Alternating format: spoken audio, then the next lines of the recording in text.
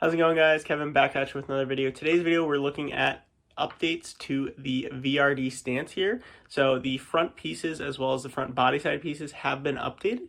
This is to help improve durability and make sure that you guys can go out there, have some fun, smash these things around, and not have to worry about having a bad crash and breaking these. So with that, we'll start on the body side and then we'll get into the big chassis changes.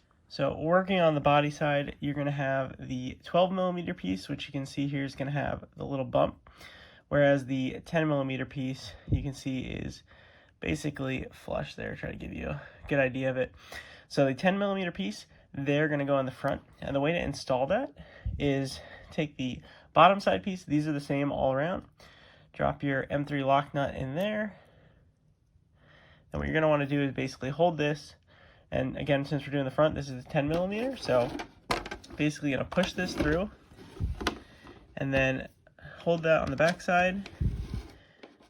And then the nut you're gonna want to face towards the outside because the locking feature's on the inside.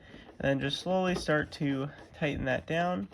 And then you wanna make sure that it's not spinning on either side. So when I spin the underside, it spins the top side, and that ensures that the locking features are engaged. And then you can go ahead and tighten that down.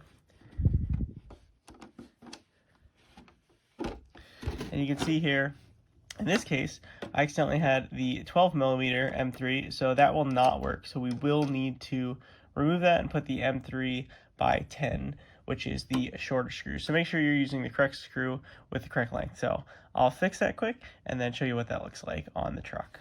So another thing I wanted to demonstrate here is if you over tighten this, this will become really hard to twist with your hands. It just needs to have a little bit of resistance. It doesn't need to be insanely tightened down. If it's to the point where you can't spin it, just back it out. That's the reason why this is a lock nut, so you don't have to worry about going super tight and worry that it will come loose. Remember, this nut being tight doesn't necessarily mean that the product, it's not required for the product to function. The locking features are between the two gray plastic pieces, and that's what's keeping them together when it's doing the twisting. So another thing, I put the 12mm on the front just to show you. So if I push up here, you can see that the 12mm has a bit of a gap, whereas the 10mm does not. So if you put them in the wrong places, the reason we have the 12mm is for the ridges in the back. That basically just helps clear them, give you a little bit more wiggle room back here, so that way these don't bind up with the shorter 10mm. So again, 12mm M3s and the taller plastic pieces in the back, 10mm are in the front. Now we can go over to the chassis side.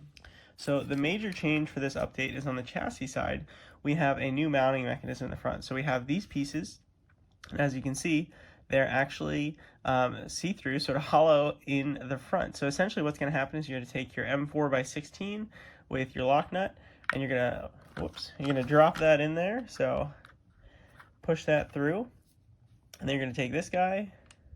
That's going to go straight down the middle. I just have to swap this guy out to a larger size because we're just doing the body. And then we're going to put that through here, and then you can go from the front to the rear. It's a little bit tricky the first time that you do it, but sort of just take your time, find the threads. Once you find the threads, then you can go and throw a pliers on there. Just make sure you're not cross-threading it, and then you can go ahead and tighten that down.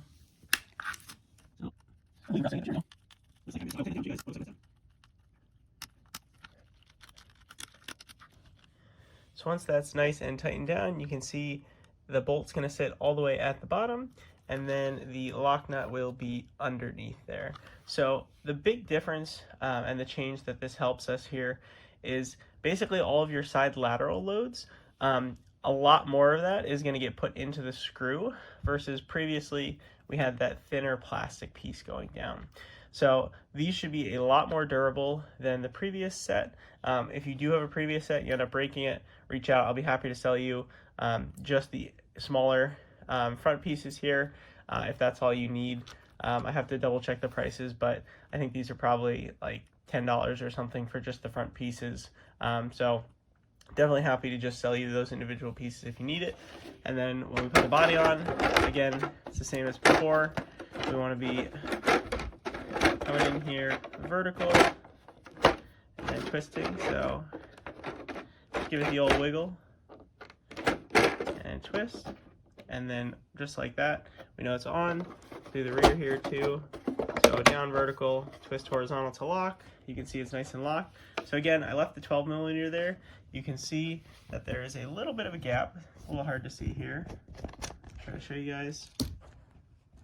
So if you put the 12 millimeter on the front, you'll see there's a gap. On the 10 millimeter, there's no gap. So that just means that you're gonna have a little bit of body shake, whereas on this side, it's not gonna shake. So just make sure that you're putting the correct side when you're doing that. Nice simple twist, locked, and then like I said, this should be much more durable than the original design. So thank you guys so much for checking out this quick little video on an update to the VRD stance here, and I will catch you guys next time. Have a good one.